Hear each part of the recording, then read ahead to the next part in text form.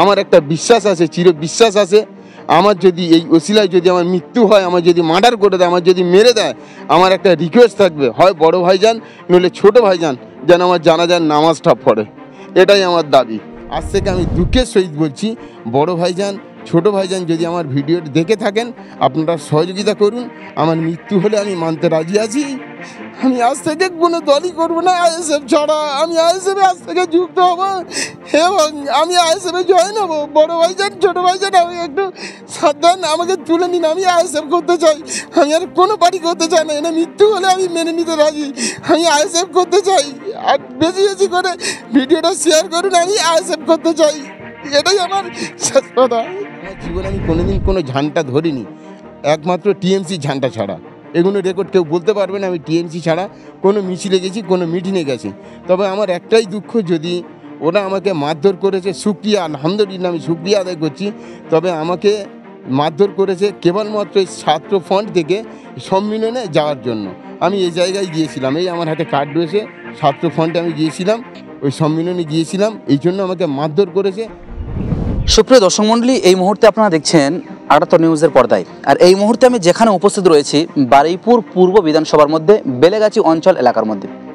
হ্যাঁ, গতকাল স্টুডেন্ট ফ্রন্টের তরফ থেকে একটি জেলা সম্মেলন ছিল, আর সেই জেলা সম্মেলনে যাওয়ার অপরাধে তাকে গণপিটুনি করেছে। হ্যাঁ, এই যে ভাই পাশে রয়েছে দেখতে পাচ্ছেন, শুধুমাত্র সেই স্টুডেন্ট ফ্রন্টের অনুষ্ঠানে যাওয়ার কারণে তার উপরে মানে অত্যাচার শুরু করে দিয়েছে তৃণমূলের কর্মীরা।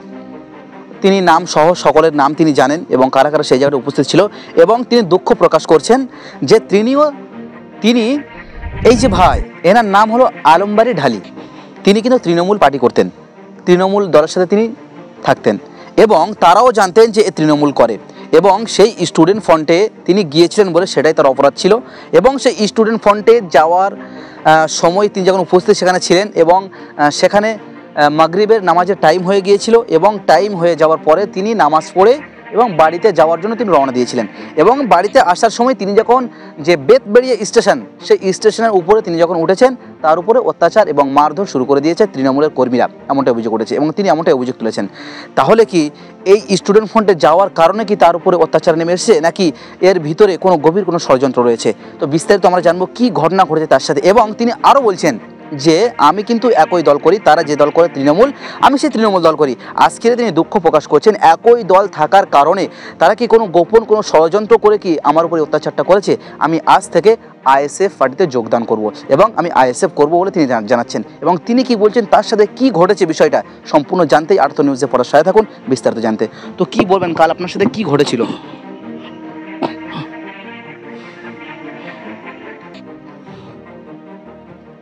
কাল আপনি কোথায় গিয়েছিলেন?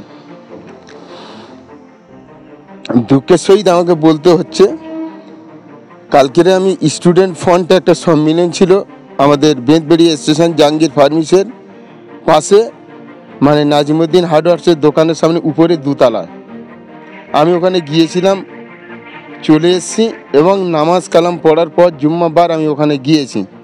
যাওয়ার পরে স্টুডেন্ট ফান্ডে ওখানে ছিলাম, স্টুডেন্ট ফান্ডের ছাত্রছাত্রী সব ছিল, কর্মীরাও ছিল।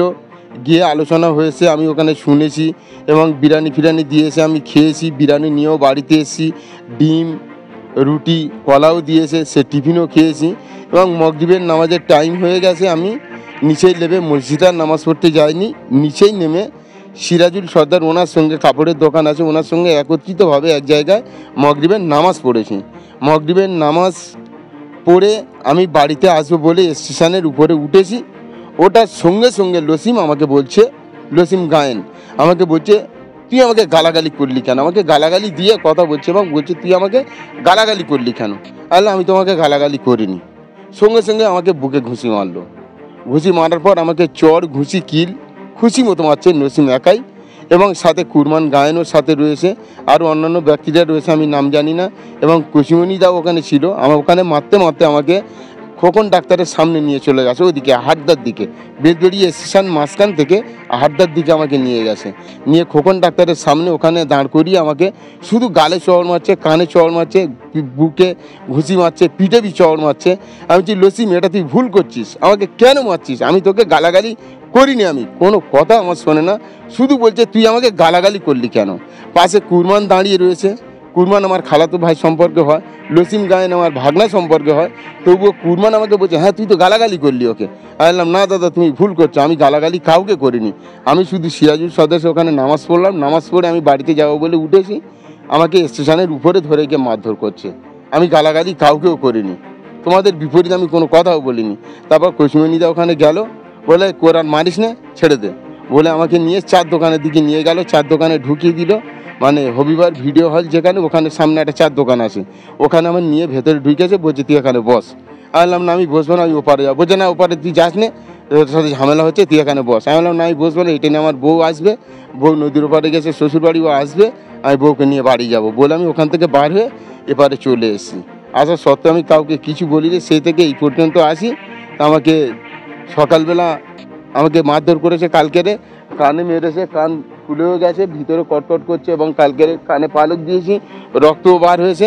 এই অবস্থায় আমি চলে থাকি রাত্রেবেলা ভালো করে ঘুমাতেও পারি না, বুকে পিঠে চড়চড় মেরেছে, কিল ঘুষি মেরেছে, এবং কানে চড়ও মেরেছে, কানে ব্যথা হয়ে গেছে, রক্তও বার হয়েছে, এখন কান থেকে মানে রোশানি আসছে, পালক দিয়েছি, রক্তও আসছে। সকালবেলা আজকে বারুইপুর হসপিটালে গিয়েছিলাম, আমি আর আমার বউকে নিয়ে হাসপাতালে গিয়েছি, প্রথম টিকিট করেছি, টিকিট করার পর বলছে তুমি নূতন হসপিটালে টিকিট করেছো, তুমি পুরানো হাসপাতালে যাও। পুরানো হাসপাতালে গেছি, ওখান থেকে এই টিকিটটা দেখেছি, দেখানোর পরে বলছে তুমি আবার নূতন হাসপাতালে যাও, গিয়ে ফের টিকিট করো, দুতলায় ডাক্তার আসে। তা আমি ওখানে গিয়ে আবার টিকিট করলাম, টিকিট করার পরে সব লিখে টিকে দেওয়ার পর রেডি করে বলছে যে এখানে নাকের ডাক্তার আর কানের ডাক্তার মঙ্গলবার বা বৃহস্পতিবার আসবে, তুমি মঙ্গলবার বা বৃহস্পতিবার আসো। তা বললাম স্যার আমার তো খুব সিরিয়াস কান যন্ত্রণা করছে, বলছে অত যদি সিরিয়াস মনে করো তাহলে তুমি চিত্তরঞ্জন চলে যাও। তা আমি ওখান থেকে বাইরে চলে এসেছি, দুপুরবেলা এসে বাড়িতে এসে খাওয়া দাওয়া করে এই ছিলাম। তারপরে ভাইজানরা এসে ভাইজানদের সঙ্গে আমি এই বলছি। তবে হ্যাঁ একটাই কষ্ট, ওরা যে পার্টি করে আমি সে পার্টি করি, আমার জীবনে আমি কোনোদিন কোনো ঝান্ডা ধরিনি, একমাত্র টিএমসি ঝান্ডা ছাড়া। এগুলো রেকর্ড কেউ বলতে পারবে না আমি টিএমসি ছাড়া কোনো মিছিলে গেছি, কোনো মিটিংয়ে গেছি। তবে আমার একটাই দুঃখ, যদি ওরা আমাকে মারধর করেছে, শুকরিয়া আলহামদুলিল্লাহ আমি শুকরিয়া আদায় করছি, তবে আমাকে মারধর করেছে কেবলমাত্র এই ছাত্র ফ্রন্ট থেকে সম্মেলনে যাওয়ার জন্য।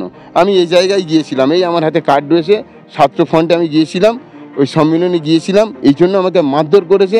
আজ থেকে আমি দুঃখের সহিত বলছি, বড় ভাইজান ছোটো ভাইজান যদি আমার ভিডিওটি দেখে থাকেন আপনারা সহযোগিতা করুন, আমার মৃত্যু হলে আমি মানতে রাজি আছি।